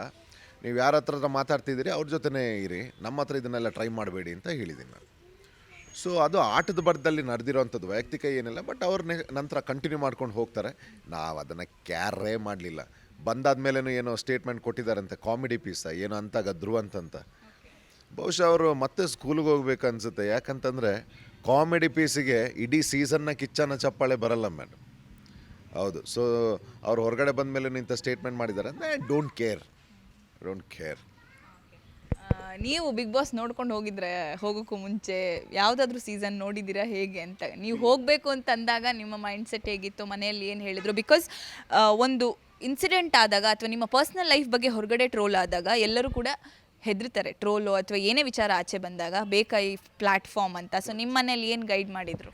ಮೊದಲನೇದಾಗಿ ನಾನು ಯಾವುದೇ PR ಇಲ್ಲದೆ ಯಾವುದೇ ಸೀಸನ್ನ ನೋಡಿ ಹೋಗಿರೋನಲ್ಲ. ನನ್ನ ವ್ಯಕ್ತಿತ್ವ ಏನಿದೆ ಅದನ್ನು ಪ್ರೆಸೆಂಟ್ ಮಾಡೋಕ್ಕೆ ಹೋಗಿದ್ದು. ಎರಡನೇದು, ನಾನು ಅಷ್ಟು ಕೇರ್ ಮಾಡಲ್ಲ ನನ್ನ ಲೈಫಲ್ಲಿ. ಈಗ ನಾವು ತಪ್ಪು ಮಾಡಿಲ್ಲ ಅಂತಂದರೆ ನಾವು ಕೇರ್ ಮಾಡಬಾರ್ದು. ಈಗ ಮೊನ್ನೆ ಒಂದು ಇನ್ಸಿಡೆಂಟ್ ಆಯಿತು, ಸೇಮ್ ಇನ್ಸಿಡೆಂಟ್ ಆದಾಗ ಪಾಪ ವ್ಯಕ್ತಿ ಸೂಸೈಡ್ ಮಾಡ್ಕೊಂಡಿದ್ದಾನಂತೆ ಕೇರಳದಲ್ಲಿ. ಸುಮ್ಮನೆ ಯಾವುದೋ ಒಂದು ಹೆಣ್ಣು ಮಗು ಹೋಗಿ ಲೈಂಗಿಕ ಕಿರುಕುಳ ಸುಮ್ಮನೆ ಹೋಗಿ ಕೊಟ್ಟಿದ್ದಕ್ಕೆ ಅವ್ನು ತಡ್ಕೊಳಕ್ಕಾಗದೆ ಮೀಡಿಯಾ ಇದು ನಾವೆಲ್ಲ ಕೇರ್ ಮಾಡಲ್ಲ ಮೇಡಮ್. ಅದನ್ನೆಲ್ಲ ಮೆಟ್ಟು ನಿಲ್ತೀವಿ ನಾವು. ಅಂಥವ್ರಲ್ಲ, ಅಂಥದ್ದು ಮಾಡಿಲ್ಲ ಅಂತ ಅಂದಾಗ ನಾವು ಅದನ್ನು ಎದುರಿಸ್ತೀವಿ. ಒಂದು. ಇನ್ನು ಎರಡನೇದು, ನಮ್ಮ ಮನೆಯಲ್ಲಿ ಭಯ ಇದ್ದಿದ್ದಂತೂ ನಿಜ. ಯಾಕಂತಂದರೆ ಭಾಳ ದೊಡ್ಡ ವೇದಿಕೆ ಸಿಕ್ಕಿರೋದು. ನಾವು ಹೆಸರು ಮಾಡೋಕ್ಕಾಗದಿದ್ರು ಹೆಸರು ಹಾಳು ಮಾಡಿ ಬರಬಾರ್ದು ಅಂತ. ನಾನು ಮುಂಚೆ ನನ್ನ ಗೇಮ್ ಸ್ಲೋ ಹೋಗಿದ್ದೆ ಇದಕ್ಕೆ, ಅಂದರೆ ಭಾಳ ಕೇರ್ಫುಲ್ಲಾಗಿ ಆಟಾಡ್ತಿದ್ದೆ ನಾನು ಅಲ್ಲಿ. ಯಾಕಂದರೆ ನನ್ನನ್ನು ಟಾರ್ಗೆಟ್ ಮಾಡ್ತಾ ಇದ್ದಿದ್ದು ಮತ್ತು ನನ್ನ ರಿಯಾಕ್ಷನ್ ನಾನು ಇಲ್ಲ. ಸೊ ಆ ಟಾರ್ಗೆಟ್ ಮಾಡೋದಾಗಲಿ ಅಥವಾ ನನ್ನ ಜೊತೆ ಜಗಳ ಇದೆಲ್ಲ ನಮ್ಮ ತಂದೆಗೆ ಇಷ್ಟ ಇಲ್ಲ. ಅದಕ್ಕಾಗಿ ಭಾಳ ಸ್ಲೋ ಪೇಸಲ್ಲೇ ಇರ್ತೀನಿ ನಾನು. ಯಾವಾಗ ನಮ್ಮ ತಂದೆ ಆಡಿಯೋ ಬರುತ್ತೆ, ನಿನ್ನ ಹಠ ಗೊತ್ತು, ಆಡು ಚೆನ್ನಾಗಿ ಆಟ ಆಡ್ತಿದ್ಯಾ, ಮತ್ತು ಬಿಗ್ ಬಾಸ್ ಆಗಲಿ ಸುದೀಪ್ ಸರ್ ಅವರು ಏನು ನನಗೆ ಸಪೋರ್ಟ್ ಮಾಡಿದ್ರು, ನಂತರ ತಿರುಗಿ ನೋಡಲಿಲ್ಲ ಮೇಡಮ್. ಆಮೇಲೆ ನಾನು ನನ್ನ ವ್ಯಕ್ತಿತ್ವ ಏನು ಅಂತ ತೋರಿಸ್ಕೊಂಡು ಹೋದೆ. ಅದು ಇಲ್ಲಿವರೆಗೆ ತಂದು ನಿಲ್ಲಿಸಿದೆ ನಮ್ಮ. ಬಿಗ್ ಬಾಸ್ ಮನೆ ಅಂತಂದಾಗ ಶಾಪಿಂಗು ಇದೆಲ್ಲ ಮಾಡ್ತಾರೆ. ನೀವು ಎಷ್ಟು ಶಾಪಿಂಗ್ ಮಾಡಿದ್ರಿ, ಏನಿತ್ತು ನಿಮ್ಮ ಪ್ಲ್ಯಾನು? ಸೊ ಗಿಲ್ಲಿ ಅಂತೂ ಬನಿಯನ್ನಲ್ಲೇ ಇಡೀ ಸೀಸನ್ ಮುಗಿಸ್ಬಿಟ್ರು. ಸೊ ನೀವೇನು ಇಂಥ ಬಟ್ಟೆ ಹಾಕೋಬೇಕು ಅಂತ ಇತ್ತ? ಶಾಪಿಂಗಿಗೆ ಎಷ್ಟು ಲಕ್ಷ ಖರ್ಚು ಮಾಡಿದ್ದೀರಾ ಅಂತ? ಆ್ಯಕ್ಚುಲಿ ಹೇಳಬೇಕು ಅಂತಂದರೆ ನಾನೊಂದು 5,000 ಖರ್ಚು ಮಾಡಿರ್ಬೋದು. ಆ್ಯಸ್ ಅನ್ ಆ್ಯಕ್ಟರ್ ನನ್ನ ಹತ್ರ ಇತ್ತು, ಬಟ್ಟೆ ತುಂಬ ಇತ್ತು. ಅದರಲ್ಲೂ ತುಂಬ ಫಿಲ್ಟರ್ ಮಾಡಿದ್ರು ಅವರು. ಅವ್ರದ್ದು ಒಂದು ಸ್ಟ್ಯಾಂಡರ್ಡ್ಸ್ ಇರುತ್ತೆ, ಕೆಲವು ಪ್ರಿಂಟ್ಸ್ ಇರಬಾರ್ದು, ಕೆಲವು ಆ್ಯನಿಮಲ್ಸ್ದೆಲ್ಲ ಇರಬಾರ್ದು ಅಂತ ತುಂಬ ಫಿಲ್ಟರ್ ಆಯಿತು. ಅದನ್ನು ಮೀರಿ ಕೂಡ ನನ್ನ ಹತ್ರನೇ ಇತ್ತು. ವೀಕೆಂಡ್ದಾಗಲಿ ಅಥವಾ ಎಲ್ಲ ಬಟ್ಟೆ ನನ್ನ ಹತ್ರ ಇತ್ತು. ಸೊ ನನಗಷ್ಟು ಕಷ್ಟ ಆಗಲಿಲ್ಲ. ಮನೇಲಿದ್ದಿದ್ದನ್ನೇ ಬಟ್ಟೆನ ತಗೊಂಡು ನಾನು ಹೋಗಿರೋದು. ಸೂರಜ್ ಅವರು ಈಗ ಅದ್ರ ಬಗ್ಗೆನೂ ಒಂದು ಕಂಟೆಸ್ಟೆಂಟ್ ಒಂದು ಮಾತಾಡ್ತಾರೆ. ಸೊ ನಮಗೆಲ್ಲ ಸೀರಿಯಲ್ ಕೊಡಲಿಲ್ಲ, ಸೂರಜ್ ಆಚೆ ಬಂದ ತಕ್ಷಣ ಅವ್ರಿಗೊಂದು ಕಲರ್ಸ್ ಕನ್ನಡ ಸೀರಿಯಲ್ ಆಫರ್ ಮಾಡಿದೆ ಅಂತ. ಸೊ ಇದ್ರ ಬಗ್ಗೆ ಏನು ಹೇಳ್ತೀರಿ? ಯಾವ ಕಂಟೆಸ್ಟೆಂಟ್ಗಳಿಗೆ ಕಲರ್ಸ್ ಮತ್ತೆ ಚಾನ್ಸ್ ಕೊಡುತ್ತೆ ಇದ್ರ ಬಗ್ಗೆನೂ? ಬಿಕಾಸ್ ಜಾನ್ವಿ ಅವರು ಮುಂಚೆ ಕಲರ್ಸ್ ಎತ್ತತ್ತೆ ಅಂತ ಹೇಳಿ ಅವರು ನೆಕ್ಸ್ಟ್ 2 ವಾರ ಬಿಟ್ಟು ಹೊರಗೆ ಬರೋದಕ್ಕೆ ಅವ್ರು ಕಲರ್ಸ್ ಬಗ್ಗೆ ಮಾತಾಡಿದ್ದೇ ಕಾರಣ ಅಂತ ಹೊರಗಡೆ ಎಲ್ಲ ಸುದ್ದಿ ಆಯಿತು. ಸೊ ನೀವೇನು ಹೇಳ್ತೀರಿ? ಆ್ಯಕ್ಚುಲಿ ಆ ಸ್ಟೇಟ್ಮೆಂಟ್ ರಾಂಗ್ ಆಗುತ್ತೆ. ಅಂದರೆ ಕಲರ್ಸ್ ಸೂರಜ್ ಅವ್ರು ಕೊಡ್ತಾರೆ ಬೇರೆಯವ್ರಿಗೆ, ಅದೆಲ್ಲ ರಾಂಗ್ ಆಗುತ್ತೆ. ಯಾಕಂತ ಹೇಳಿದ್ರೆ ಆ ಧಾರಾವಾಹಿ ಆಲ್ರೆಡಿ ಆನ್ ಏರ್ ಹೋಗಬೇಕಿತ್ತು. ಎಲ್ಲ ಆರ್ಟಿಸ್ಟ್ಗಳು ಫೈನಲ್ ಆಗಿದ್ದರು ಅದರಲ್ಲಿ. ನಂತರ ನಾಯಕ ನಟ ಅದಕ್ಕೆ ಯಾರು ಕಮಿಟ್ ಆಗಿದ್ರು ಬೇರೆ ಕಾರಣಗಳಿಂದ ಅವರಿಗೆ ಅದನ್ನು ಮಾಡಲಿಕ್ಕೆ ಆಗೋದಿಲ್ಲ. ಕರೆಕ್ಟ್ ಟೈಮಿಗೆ ಸೂರಜ್ ಅವ್ರು ಹೊರಗಡೆ ಬರ್ತಾರೆ. So it is a very good coincidence. ಅವರ ಲಕ್ಕಲ್ಲಿತ್ತು ಸೂರಜ್ ಅವ್ರಿಗೆ. ಬಂದ ತಕ್ಷಣ ಇಮಿಡಿಯೇಟಾಗಿ ಕಾಸ್ಟ್ ಆಗ್ತಾರೆ, ಬೇರೆ ಯಾವ ಕಾರಣ ಅಲ್ಲ. ಇನ್ನೀಗ ಮುಂಬರುವ ಕಾರ್ಯಕ್ರಮಗಳಿಗೆ ಬಹುಶಃ ವಾಹಿನಿ ಯಾರ್ಯಾರನ್ನ ಹೇಗೆ ಪ್ಲೇಸ್ಮೆಂಟ್ ಮಾಡಬೇಕು ಅಂತ ಮಾಡುತ್ತೆ. ಬಟ್ ಕಲರ್ಸ್ ವಾಹಿನಿ ನಿಮಗೆ ಗೊತ್ತು, ಅವರ ಆರ್ಟಿಸ್ಟ್ಗಳನ್ನು ಯಾವತ್ತೂ ಅವ್ರು ಕೈ ಬಿಡೋದಿಲ್ಲ. And it's great ethics what colours carries. ಅದ್ರ ಬಗ್ಗೆ ಇಲ್ಲ, ಯಾರು ಅವ್ರ ಜೊತೆ ಚೆನ್ನಾಗಿದ್ದಾರೆ ಅವ್ರನ್ನ ತುಂಬ ಮೇಲಕ್ಕೆ ತಂದಿದೆ ಕಲರ್ಸ್ ವಾಹಿನಿ. ಸೊ ನೀವು ನೆಕ್ಸ್ಟ್ ಏನು ಪ್ರಾಜೆಕ್ಟ್ ಮಾಡಬೇಕು ಅಂತ ಹೇಳಿ ಪ್ಲ್ಯಾನಿಂಗ್ ಹಾಕ್ಕೊಂಡಿದ್ದೀರಿ? ಆಫ್ಟರ್ ಬಿಗ್ ಬಾಸ್, ಸೊ ಮುಂಚೆ ಬಂದ ಮೇಲೆ ಏನು ಮಾಡಬೇಕು ಅಂತ ಯೋಚನೆ ಇತ್ತು, ಈಗ ಪ್ರೆಸೆಂಟ್ ಹೊರಗಡೆ ಬಂದ ಮೇಲೆ ಏನು ಯೋಚನೆ ಇದೆ? ಸಿನಿಮಾ ಕಿರುತೆರೆಯಲ್ಲಿ ತುಂಬ ಒಂದು 10 ವರ್ಷದ ಸೇವೆ ನಾನು ಕೊಟ್ಟಿದ್ದೀನಿ. ಈಗ ಈ ವೇದಿಕೆ ಮುಖಾಂತರ ತುಂಬ ಜನಕ್ಕೆ ರೀಚ್ ಆಗಿದ್ದೀನಿ. ಸೊ ಇನ್ನು ನೆಕ್ಸ್ಟು ನನ್ನ ಬೆಳ್ಳಿತೆರೆ ಜರ್ನಿನ ಸ್ಟಾರ್ಟ್ ಮಾಡಬೇಕು ಅನ್ನೋ ಆಸೆ ನನ್ನದು. ಸೊ ನಾನೇ I also write a content. ನಾನೊಂದು ಕತೆ ಬರೆದಿದ್ದೀನಿ, ಅದರದ್ದು ಕ್ಲೈಮ್ಯಾಕ್ಸ್ ವರ್ಕ್ ಮಾಡ್ತಾಯಿದ್ದೀನಿ. ಸೊ ಇದನ್ನು ಸಿನಿಮಾದ ರೂಪದಲ್ಲಿ ತರಬೇಕು, ಜನಗಳಿಗೆ ಕೊಡಬೇಕು ಅಂತ ಆಸೆ ಇದೆ. So let's see, working on it. So ಅದರದ್ದು ಸ್ಕ್ರಿಪ್ಟ್ ವರ್ಕಲ್ಲಿದ್ದೀನಿ, ನಾನೇ ಬರೆದಿರೋ ಅಂತ ಕತೆ. ಸೊ ಸ್ಕ್ರಿಪ್ಟ್ ವರ್ಕಲ್ಲಿದ್ದೀನಿ, ಅದನ್ನು ಮಾಡಿ ನೋಡಬೇಕು. ಇನ್ನು ಒಳ್ಳೆ ನಿರ್ಮಾಪಕರ ಸಪೋರ್ಟ್ ಸಿಕ್ಕಿದ್ರೆ ಆ ಸಿನಿಮಾನ ಕಟ್ಟಿ ನಿಲ್ಲಿಸಬೇಕು ಅಂತ ಆಸೆ ಇದೆ. ಸೊ ಧ್ರುವಂತ್ ಅವರು ಮನೇಲಿ ಈಗ ಮತ್ತೆ ಮದುವೆ ಬಗ್ಗೆ ಪ್ಲ್ಯಾನ್ಸ್ ಇಲ್ವಾ? ಬಿಗ್ ಬಾಸ್ ಮನೆಗೆ ಯಾವುದಾದ್ರೂ ಹುಡುಗಿ ಸಿಗ್ತಾರೆ ಅಂತ ಯೋಚನೆ ಇಟ್ಕೊಂಡು ಹೋಗಿದ್ರೆ, ಅಥವಾ ನಿಮಗೆ ನೆಕ್ಸ್ಟ್ ಲೈಫಲ್ಲಿ ಬರುವಂಥ ಹುಡುಗಿ ಯಾವ ರೀತಿ ಇರಬೇಕು ಅಂತೇಳಿ ನಿಮ್ಗೆ ಅನಿಸುತ್ತೆ? ಇವತ್ತಿನ ಕಾಲದಲ್ಲಿ ನಮ್ಮ ಎಕ್ಸ್ಪೆಕ್ಟೇಷನ್ಗೆ ಮೀಟ್ ಆಗೋಂಥದ್ದು ಅಥವಾ ನಮ್ಮ ವಿಚಾರಗಳಿಗೆ ಮೀಟ್ ಆಗೋಂಥದ್ದು ಭಾಳ ಕಷ್ಟ. ನಾನು ಸ್ವಲ್ಪ ಓಲ್ಡ್ ಸ್ಕೂಲ್. ನಮ್ಮ ತಾಯಿ, ನಮ್ಮ ಅಜ್ಜಿ ಅವರು ಹೇಗೆ ಬಾಳಿ ಬದುಕಿ ಬಂದಿದ್ದಾರೆ ಅಂಥ ಒಂದು ವ್ಯಕ್ತಿತ್ವನ ಹುಡ್ಕೋವಂಥ ಪ್ರಯತ್ನ ನಮ್ಮದು. ಇವತ್ತಿನ ಕಾಲದಲ್ಲಿ ಕಷ್ಟ, ಬಟ್ ನನ್ನ ಈ ಜರ್ನಿಲಿ ಅದ್ರ ಬಗ್ಗೆ ಅಷ್ಟು ನಾನು ಕಾನ್ಸಂಟ್ರೇಟ್ ಮಾಡ್ತಾಯಿಲ್ಲ, because I am concentrating on career. ನನ್ನ ಜರ್ನಿಲಿ ಯಾರಾದರೂ ನನ್ನ ಎಕ್ಸ್ಪೆಕ್ಟೇಷನ್ ಮೀಟ್ ಆಗೋವಂಥವ್ರು ಅಥವಾ ನನಗೆ ಇವರ ಜೊತೆ ನನ್ನ ಇಡೀ ಬಾಳನ್ನು ಕಳಿಬೋದು ಅಂತ ಸಿಕ್ಕಿದ್ರೆ ಅವ್ರನ್ನ ಬಾಳ ಸಂಗಾತಿಯಾಗಿ ಖಂಡಿತವಾಗ್ಲೂ ಸ್ವೀಕರಿಸ್ತೀನಿ. ಒಂದಷ್ಟು ನೀವು ಇಷ್ಟು ಸಾಫ್ಟ್ ಇದ್ದೀರಿ, ಬಿಗ್ ಬಾಸ್ ಮನೆಯಲ್ಲೂ ಕೂಡ ನಿಮ್ಮ ಜರ್ನಿಯನ್ನು ನಾವು ನೋಡಿದ್ದೀವಿ. ಆದರೂ ಕೂಡ ನಿಮ್ಮ ಮೇಲೆ ಒಂದು ನಿಮ್ಮ ಅವರು ಮಾಡಿದಂಥ ಆರೋಪಗಳಾಗಿರಬಹುದು, ಬೇರೆ ಹೆಣ್ಮಕ್ಳು ಮಾಡಿದಂಥ ಆರೋಪಗಳು, ಬೇರೆ ಇಂಡಸ್ಟ್ರಿಯಲ್ಲೂ ಕೂಡ ಧ್ರುವಂತ್ ಅವರ ಹೆಸರು ಸರಿ ಇಲ್ಲ, ಅವರು ದುಡ್ಡು ತೊಗೊಂಡಿದ್ದಾರೆ ಹೆಣ್ಮಕ್ಳ ಹತ್ರ ಅಂತೆಲ್ಲ ಬಂದಿತ್ತು. ಸೊ ನೀವು ಇದಕ್ಕೆ ಏನು ಹೇಳ್ತೀರಿ ಅಂತ? ಅದೆಷ್ಟು ನಿಜ? ಸೊ ಇವತ್ತಿಗೂ ಅದನ್ನು ಮಾತಾಡೋರಿಗೆ ಏನು ಹೇಳ್ತೀರಿ? ಭಾಳ ಅಸಹ್ಯ ಅದು. ಭಾಳ ಒಬ್ಬರನ್ನ ಹೆಸರು ಹಾಳು ಮಾಡೋದಕ್ಕೆ ಇಂಥದ್ದೆಲ್ಲ ಇದು ನನ್ನ ಮೇಲೆ ಅಂತಲ್ಲ, ಸುಮಾರು ಜನದ ಮೇಲೆ ಆಗಿದೆ. ಏನೇನೋ ಇದು ನೀವು ಆ ವಿಡಿಯೋನೇ ನೋಡ್ಬೋದು. ಅದರಲ್ಲಿ ತುಳು ಅರ್ಥ ಆಗೋರಿಗೆ ಅರ್ಥ ಆಗುತ್ತೆ. ಅದರಲ್ಲಿ ಆ್ಯಕ್ಚುಲಿ ಯಾರು ಏನು ಮಾಡಿದ್ದಾರೆ, ಯಾರು ಅದರಲ್ಲಿ ಸಿಗಾಕೊಂಡಿದ್ದಾರೆ, ಯಾರು ಕೇಳ್ತಾ ಇದ್ದಾರೆ, ಯಾರು ಹೇಳಬೇಕಾಗಿರೋದಲ್ಲಿ ಅಂತ. ಮತ್ತು ಇವತ್ತು ಈ TRPಗೆ ಈ ಮಾಧ್ಯಮದವ್ರು ಏನು ಕ್ರಿಯೇಟ್ ಮಾಡಿದ್ದಾರೆ ಅಥವಾ ಏನು ನಾನ್ಸೆನ್ಸ್ ಏನು ಮಾಡ್ತಾರೆ, ಅವ್ರನ್ನ ತಂದೆ ತಾಯಿನ ಅವ್ರನ್ನ ದೇವರು ಭಗವಂತ ಚೆನ್ನಾಗಿಟ್ಟಿರಲಿ. ಬಟ್ ಇದು ಯಾವುದು ಇವತ್ತಿನ ಕಾಲದಲ್ಲಿ ಇಂಥದ್ದು ನಾನ್ಸೆನ್ಸಿಗೆ ನಡೀತಾನೆ ಇದೆ ಸೋಷಿಯಲ್ ಮೀಡಿಯಾದಲ್ಲಿ. ಬಹುಶಃ ನಾವು ಅದನ್ನು ನಾವು ಮಾಡಿಲ್ಲ ಅಂತಂದರೆ ಪ್ರೂವ್ ಮಾಡ್ಕೊಳ್ಳೋ ಅವಶ್ಯಕತೆಯೂ ಇಲ್ಲ. ಹೀಗಾಗೆಲ್ಲ ಒಂದಷ್ಟು ದಿನಗಳು ಕ್ಯಾರಿ ಮಾಡಿರ್ತೀರಿ ಒಂದು ಪರ್ಸನ್ ಜೊತೆ ಇದ್ದಾಗ, ಆ ಲೆವೆಲಿಗೆ ಅವರು ಇಳಿದು ನಿಮ್ಮ ವಿಡಿಯೋಗಳನ್ನು ಮಾಡಿಕೊಡೋದು ಅಥವಾ ಬೇರೆ ಹುಡುಗಿಯರನ್ನು ಕಾಂಟ್ಯಾಕ್ಟ್ ಮಾಡಿ ನಿಮ್ಮ ವಿಚಾರಗಳನ್ನು ತಿಳ್ಕೊಳ್ಳೋದು, ಅಥವಾ ಅವ್ರು ನನಗೆ ಹೀಗೆ ಹೇಳಿದ್ದಾರೆ, ಅವ್ರಿಗೂ ಮೋಸ ಆಗಿದೆ ಅಂಥೇಳಿ ಅಷ್ಟು ನಿಮ್ಮ ಮೇಲೆ ಹೇಳೋದಕ್ಕೆ, ಈಗ ಒಂದು ಪರ್ಸನ್ ಜೊತೆ ಒಂದು ಸ್ವಲ್ಪ ದಿನ ಇರ್ತೀವಿ ಅಂದರೆ ಒಂದು ರಿಗಾರ್ಡ್ಸ್ ಇರುತ್ತೆ, ಬಿಟ್ಟು ಹೋಗ್ತಾ ಇದ್ರೂ ಕೂಡ ಅವ್ರ ಜೀವನ ಚೆನ್ನಾಗಿರಲಿ ಅನ್ನೋದಿರುತ್ತೆ. ಸೊ ಇಲ್ಲಿ ಯಾಕೆ ಹೀಗಾಯಿತು ಅಂತ ನಿಮ್ಗೆ ಏನು ಅನಿಸುತ್ತೆ? ಎಲ್ಲಿ ಆ ಲ್ಯಾಕ್ ಏನಾಗಿದ್ದು? ಈಗ ಹನಿ ಟ್ರ್ಯಾಪ್ ಟ್ರೆಂಡ್ ಅಲ್ಲ ಮ್ಯಾಮ್, ಬರ್ತಾರೆ ಮಾಡ್ತಾರೆ ಎಲ್ಲ, ನೀನಿಲ್ಲದೆ ಬದುಕೋಕ್ಕಾಗಲ್ಲ, ನೀನಿಲ್ಲದೆ ಉಳಿಯಲ್ಲ, ಇದು ನಮ್ಮಿಂದ ಎಷ್ಟು ಬೆನಿಫಿಟ್ ತಗೊಳಕ್ಕಾಗುತ್ತೆ ತಗೊಳ್ತಾರೆ. ಇಂಡಸ್ಟ್ರಿಲಾಗಿರಲಿ ಅಥವಾ ಪರ್ಸ್ನಲ್ ಫಿನಾನ್ಷಿಯಲ್ ಹೆಲ್ಪು ನಂದ್ರಲ್ಲಾಗಿದ್ದು ಅದೇ. ದುಡ್ಡು, ನನ್ನ ಬಡತನದ ಕತೆ ಹೇಳಿ ಎಲ್ಲ ಆಗಿ ದುಡ್ಡನ್ನು ತಗೊಳ್ತಾರೆ. ಅವತ್ತೇ ರಾತ್ರಿ ಶುರು ಆಗುತ್ತೆ, ಅವತ್ತೇ ರಾತ್ರಿ ತಗೊಳ್ತಾರೆ. ಬಣ್ಣ ಸುಮಾರು 1 ಲಕ್ಷ ರೂಪಾಯಿ ಕೊಟ್ಟಿರ್ತೀನಿ ನಾನು ಅವರ ಮನೆಯಲ್ಲಿ ತಂಗಿ ಮದುವೆ ಅಂತ ಹೇಳಿ, ಬಡತನದ ಕತೆ ಹೇಳಿ ಧನ ಸಹಾಯ ಮಾಡಿರ್ತೀನಿ ನಾನು. ನಮಗೆ ಸಂಬಂಧದವ್ರು ಕೈ ಕೊಟ್ಟರು, ನಾವು ನಂಬಿರೋ ಪ್ರೊಡ್ಯೂಸರ್ ಕೈ ಕೊಟ್ಟರು ಅಂತ ಬೇಡ, ನಮಗೆ ಅದು ಬೇಡ. ಸೊ ನಮ್ಮ ಹತ್ರ ಆದಾಯ ದುಡ್ಡೆಲ್ಲ ತಗೊಂಡು ನಂತರ ಇದು. ಸೊ ಏನಾಯ್ತು, ಈಗ ಹೇಳೋದಕ್ಕೆ ಭಾಳ ಸುಲಭ. ಹೀಗೆ ಮಾಡಿದ್ದಾರೆ, ಸಾಕ್ಷಿ ತೋರಿಸ್ಲಿ. ಈಗ ಬಾಯಲ್ಲಿ ನಾಯಿನೂ ಬೊಗಳುತ್ತೆ, ಮಾತಾಡೋದಾದರೆ ನಾಯಿನೂ ಬೊಗಳುತ್ತೆ, ತೋರಿಸ್ಬೇಕು ಹಿಂಗೆ ಇದೆಲ್ಲ ಬಂದಿದೆ ಹೀಗೀಗೆ ಅಂತ. ಸೊ ಸುಮ್ಮನೆ ಇವತ್ತು ಹೆಣ್ಮಕ್ಳಿಗೇನು ಕಾನೂನಾಗಿದೆ, ಇವತ್ತು ಭಾಳ ಮಿಸ್ಯೂಸ್ ಆಗ್ತಾಯಿದೆ. ಯಾವುದೋ ಪ್ರಾಬ್ಲಮ್ನ ತಗೊಂಡೋಗಿ ಲೈಂಗಿಕ ಕಿರುಕುಳ ಕೊಟ್ಟ, ಲೈಂಗಿಕ ಕಿರುಕುಳ.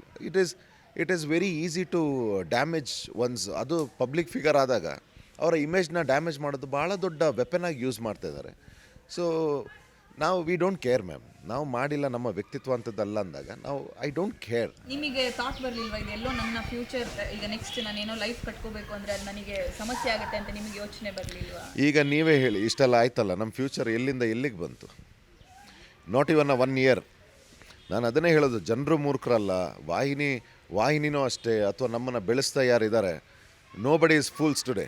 ಯಾರೋ ಒಂದು ಬಂದು ಬೊಗಳ್ತಾರೆ ಅಂದ ತಕ್ಷಣ ಅದಕ್ಕೆ ನಾವು ಕಲ್ಲು ಹೊಡೆಯೋನು ಪ್ರಯತ್ನ ಮಾಡಲ್ಲ. ಒನ್ ಕೈಂಡ್ ಆಫ್ ಪಬ್ಲಿಸಿಟಿ ಅದು. ನಾವು ಯಾರು ಅಂತ ತೋರಿಸ್ಕೊಳ್ಳೋದಕ್ಕೆ ಇಟ್ಸ್ ಕೈಂಡ್ ಆಫ್ ಪಬ್ಲಿಸಿಟಿ. ಈಗ ಬಿಗ್ ಬಾಸಲ್ಲಿ ನಾನು ಬರೋದಕ್ಕಿಂತ ಮುಂಚೆ ಸುಮಾರು ಜನಗಳಿಗೆ ನನ್ನ ವ್ಯಕ್ತಿತ್ವ ಗೊತ್ತಿರಲಿಲ್ಲ. ಈಗ ಧ್ರುವಂತ್ ಯಾರು ಅಂತ ಗೊತ್ತು ಜನಗಳಿಗೆ. V don't care. ಎಷ್ಟು ಕಲ್ಲು ಮನಸ್ಸಿನ ವ್ಯಕ್ತಿ ಆದರೂ ಕೂಡ ನೀವು ಸುದೀಪ್ ಸರನ್ನೇ ನೋಡಬಹುದು. ಅವ್ರ ಕಣ್ಣಲ್ಲಿ ನೀರು ಹಾಕಿದ್ದಿದೆ, ಕುಗ್ಗಿದಂಥ ಸಂದರ್ಭಗಳಿದೆ. ಸೊ ನೀವು ನಿಮ್ಮ ಲೈಫಲ್ಲಿ ಈ ರೀತಿ ಆದಾಗ ನಿಮ್ಮ ತಂದೆ ತಾಯಿ ಹರ್ಟ್ ಆಗ್ತಾರೆ, ಅಥವಾ ನಿಮಗೆ ಯಾವ ರೀತಿ ರಿಗ್ರೆಟ್ ಇದೆಯಾ, ನಾನು ಯಾಕೆ ಇಂಡಸ್ಟ್ರಿಗೆ ಬಂದೆ, ನನ್ನ ಹೆಸರು ಫೇಮಸ್ ಆಗಿದೆ, ಎಲ್ಲೊಂದು ಕಡೆ ನನಗೆ ಆಯಿತು ಮುಳ್ಳಾಯಿತು ಅಂತೇಳಿ ನಿಮಗೆ ಅನಿಸ್ತಾ, ಯಾವಾಗ ನೀವು ತುಂಬ ಬೇಜಾರು ಮಾಡ್ಕೊಂಡಿದ್ದೀಯಾ ಅಂತ? ಹೌದು, ಆ್ಯಕ್ಚುಲಿ ಇದನ್ನೆಲ್ಲ ನಾನು ತುಂಬ ಕಷ್ಟದಿಂದನೇ ಬಂದಿರೋದು. ನಮಗೆ ಯಾರು ಗಾಡ್ ಫಾದರ್ ಇಲ್ಲ, ಗಾಡ್ ಮಾತ್ರ. ಸೊ ನಾನು ತುಂಬ ಇಂಥದ್ದನ್ನ ತುಂಬ ಫೇಸ್ ಮಾಡಿಕೊಂಡೇ ಬಂದಿದ್ದೀವಿ ನಾವು ನಮ್ಮ ಜರ್ನಿಲಿ. ಆದರೆ ಈ ಲಾಸ್ಟ್ ಇನ್ಸಿಡೆಂಟಲ್ಲಿ ಏನಾಯಿತು, ತಂದೆ ತಾಯಿಗೆ ಭಾಳ ಬೇಜಾರಾಯಿತು. ಅವರು ತುಂಬ ಹೆಸರಿರೋರು, ಮಂಗಳೂರಲ್ಲಿ ಮತ್ತು ಕೊಡಗಲ್ಲಿ ಭಾಳ ಹೆಸರಿರೋರು. ನನ್ನಿಂದ ಅವ್ರಿಗೆ ಹೀಗೆ ಆಯ್ತಲ್ಲ ಅನ್ನೋ ಬೇಜಾರಿದೆ. ಬಟ್ ಇಂಡಸ್ಟ್ರಿಗೆ ಯಾಕೆ ಬಂತೆ ಅಂತ ಅನ್ನಿಸ್ಲಿಲ್ಲ.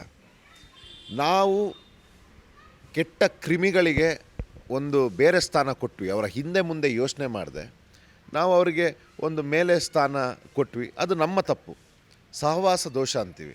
ನಾವು ಹಿಂದೆ ಮುಂದೆ ಯೋಚನೆ ಮಾಡಿದೆ. ನಾನು ಇದನ್ನು ಎಲ್ರಿಗೂ ಹೇಳ್ತೀನಿ, ನೀವು ಯಾರದೇ ಸ್ನೇಹ ಮಾಡಬೇಕಾದ್ರೆ ಅಥವಾ ಯಾರದೇ ಸಹವಾಸ ಮಾಡಬೇಕಾದ್ರೆ ತುಂಬ ಅವ್ರ ಹಿಂದೆ ಮುಂದೆ ಯೋಚನೆ ಮಾಡಿ.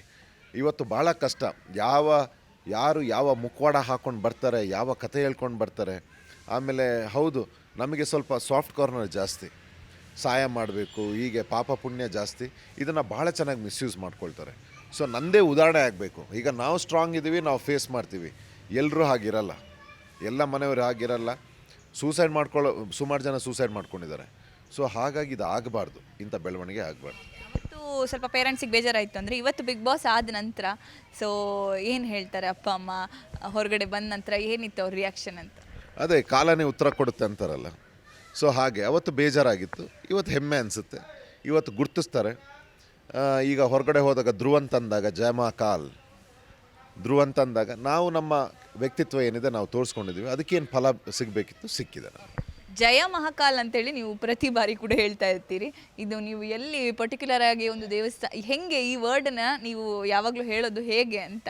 ಯಾವ ರೀತಿ ದೇವಸ್ಥಾನಕ್ಕೆ ಹೋಗ್ತೀರಾ, ಅಥವಾ ಅದರದ್ದೇ ಆದಂಥ ಫೇಮಸ್ ಟೆಂಪಲ್ ಇದೆಯಾ? ಸೊ ಏನು? ನಾನು I am very spiritual and ನನಗೆ ಶಿವ ದೇವರಂದರೆ ಭಾಳ ಇಷ್ಟ. ನನಗೆ ಭಕ್ತಿ ತುಂಬ ಶಕ್ತಿ ಕೊಡುತ್ತೆ ನನಗೆ. ನಾನು ಎಲ್ಲ ದೇವ್ರನ್ನೂ ಪೂಜಿಸ್ತೀನಿ, ಒಬ್ಬರು ಅಂತಲ್ಲ. ಸೊ ಇಲ್ಲಿ ಬಿಗ್ ಬಾಸ್ಗೆ ಬಂದಾಗ ಕೂಡ ಯಾವುದೇ ಒಂದು ಪವರ್ ಫ್ಯಾಕ್ಟರ್ ಥಿಂಗ್ಸ್ ನಾನು ಮಾಡಿದಾಗ, ಅಥವಾ ಖುಷಿ ಆದಾಗ, ಅಥವಾ ನಾನು ಜಯಂ ಮಹಾಕಾಲ್ ಅಂತ ಇದ್ದೆ, ಅದೇನಾಯಿತು, ಹೊರಗಡೆ ಟ್ರೆಂಡ್ ಆಯಿತು. ಮತ್ತು ಅದನ್ನ ಹೇಳಿದಾಗ ಶಿವ ದೇವರು ನನಗೆ it gives me lots of energy. ಅದು ನನ್ನ ಶರೀರಕ್ಕೆ ಮತ್ತು ತಲೆಗೆ ಭಾಳ ಎನರ್ಜಿ ಕೊಡುತ್ತೆ ಆ್ಯಂಡ್ ಇಟ್ ರೀಸೆಟ್ಸ್. ಕಂಡಿಡ್ದಿದ್ದಲ್ಲ, ಇದು ಆಲ್ರೆಡಿ ಇದೆ. ಮಹಾಕಾಲ್ ಅಂದರೆ ಶಿವ ಟೆಂಪಲ್ ಇದೆ. ಸೊ ನಾನು ಶಿವನ ಮಹಾಕಾಲ್, ನಿಮ್ಮ 7 ಜ್ಯೋತಿರ್ಲಿಂಗಗಳು ಏನೆಲ್ಲ ಇದೆ, ಸೊ ಅದರಲ್ಲಿ ಒಂದು ಬರುತ್ತೆ ಮಹಾಕಾಲ್ ಅಂತ. ಸೊ ಇದನ್ನು ನಾನು ಭಾಳ ಚಿಕ್ಕದ್ರಿಂದನೇ ಜಯ ಮಹಾಕಾಲ್ ಅಂತ ಇರ್ತೀನಿ. ಸೊ ಇಲ್ಲೂ ಕೂಡ ಅದನ್ನು ಹೇಳ್ತಾ ಇದ್ದೆ. So that's become a trend ಈಗ. ಕೊನೆಯದಾಗಿ ಧ್ರುವಂತ್ ಅವರೇ, ನಿಮ್ಮನ್ನು ಇವತ್ತಿಗೂ ಕೂಡ ಗುರುತಿಸಿ, ನಿಮ್ಮನ್ನು ಇಷ್ಟಪಟ್ಟು, ನೀವು ಏನೇ ಮಾಡಲಿ ನಾವು ನಿಮ್ಮ ಪರ ನಿಲ್ತೀವಿ ಅಂಥೇಳಿ ಅಭಿಮಾನಿಗಳು ಕೆಲವರು ಇರ್ತಾರೆ. ಸೊ ಅಂಥ ಅಭಿಮಾನಿಗಳಿಗೆ ಏನು ಹೇಳ್ತೀರಿ, ನಿಮ್ಮನ್ನು ಇಷ್ಟಪಡೋರಿಗೆ? ಏನೇ ಮಾಡಲಿ ಅಲ್ಲ, ನನ್ನನ್ನು ಇವತ್ತು ನಾನು ಏನು ಒಳ್ಳೆ ಕೆಲಸನ ಮಾಡ್ಕೊಂಡು ಬಂದಿದ್ದೀನಿ, ನಾನಿವತ್ತು ಏನಾಗಿದ್ದೀನಿ ಅದು ನನ್ನನ್ನು ಬೆಳೆಸಿರೋ ಪೋಷಕರು. ನಾನು ಅಭಿಮಾನಿಗಳು ಅಂತ ಹೇಳೋದಿಲ್ಲ, ನನಗೆ ಜನ್ಮ ಕೊಟ್ಟ ಪೋಷಕರು, ನನ್ನ ಬೆಳೆಸಿರೋ ಪೋಷಕರು ಅವರು, ನನ್ನ ಕಲಾ ಪೋಷಕರು ಅಂತ ಹೇಳ್ತೀನಿ. ಇವತ್ತು ಇಲ್ಲಿವರೆಗೆ ಈ ವೇದಿಕೆ ಬರೋದಕ್ಕೆ ಅವರೇ ಕಾರಣ. ನನ್ನ ಇವತ್ತು ಇಂಟ್ರ್ಯೂ ಆಗ್ತಾಯಿದೆ ಅಂತಂದರೆ ಅದಕ್ಕೂ ಅವರೇ ಕಾರಣ. ಸೊ ಇದು ಅವರ ಕೊಟ್ಟಿರೋ ಅಂಥದ್ದು. ಈ ಹೆಸರು ಕೂಡ ಧ್ರುವಂತ್ ಏನಿದೆ ಅವ್ರು ಕೊಟ್ಟಿರೋರು. ಸೊ ನಾನು ಅವರಿಗೆ ಸೇರಬೇಕಾಗಿರೋನು. ಸೊ ಇಷ್ಟು ಪ್ರೀತಿ ಕೊಟ್ಟಿದ್ದೀರಾ, ನಾನು ಸದಾ ಚಿರಋಣಿಯಾಗಿರ್ತೀನಿ. ಮತ್ತು ನನ್ನ ಕೈಯಿಂದ ಏನು ಪ್ರೀತಿ ನಿಮಗೆ ಕೊಡ್ಬೋದು, ಅಥವಾ ನನ್ನ ಕೈಯಿಂದ ಏನು ಸೇವೆ ಮಾಡಬೇಕು, ಸದಾ ನಾನು ಅದರಲ್ಲೇ ನಾನು ನಿರಂತರವಾಗಿ ನನ್ನ ಪ್ರಯತ್ನ ಅದ್ರ ಮೇಲಿರುತ್ತೆ. ನಿಮ್ಮೆಲ್ಲರ ಆಶೀರ್ವಾದ ಪ್ರೀತಿ ನನ್ನ ಮೇಲೆ ಹೀಗೆ ಇರಲಿ. ಜಯ ಮಹಾಕಾಲ್. ಸೊ ಇದಿಷ್ಟು ಕೂಡ ಧ್ರುವಂತ್ ಅವರ ಮಾತು. ಬಿಗ್ ಬಾಸ್ ನಂತರ ಒಂದಿಷ್ಟು ಸಿನಿಮಾ ಮಾಡುವಂತಹ ಪ್ಲ್ಯಾನ್ಸ್ ಕೂಡ ಅವರಿಗಿದೆ. ಒಂದಿಷ್ಟು ಅವರ ಲೈಫ್ ಜರ್ನಿ ಬಗ್ಗೆ ಕೂಡ ನಮ್ಮ ಜೊತೆ ಹಂಚ್ಕೊಂಡ್ರು. ಮತ್ತೆ ಮತ್ತೊಂದು ವಿಶೇಷ ವ್ಯಕ್ತಿ ಜೊತೆ ನಿಮ್ಮೆಲ್ಲರನ್ನ ಭೇಟಿ ಆಗ್ತೀನಿ. ಅಲ್ಲಿವರೆಗೂ ನೋಡ್ತಾ ಇರಿ ವಿಜಯವಾಣಿ ಡಿಜಿಟಲ್ ಮೀಡಿಯಾ. ನೋ ಉತ್ಪ್ರೇಕ್ಷೆ, ನೋ ಊಹಾಪೋಹ. ತಾಜಾ ಸುದ್ದಿ ನಿಖರ ಮಾಹಿತಿಗೆ ಬ್ರೌಸ್ ಮಾಡಿ ವಿಜಯವಾಣಿ.net. QR ಕೋಡ್ ಸ್ಕ್ಯಾನ್ ಮಾಡಿ ಆಪ್ ಡೌನ್ಲೋಡ್ ಮಾಡಿಕೊಳ್ಳಿ.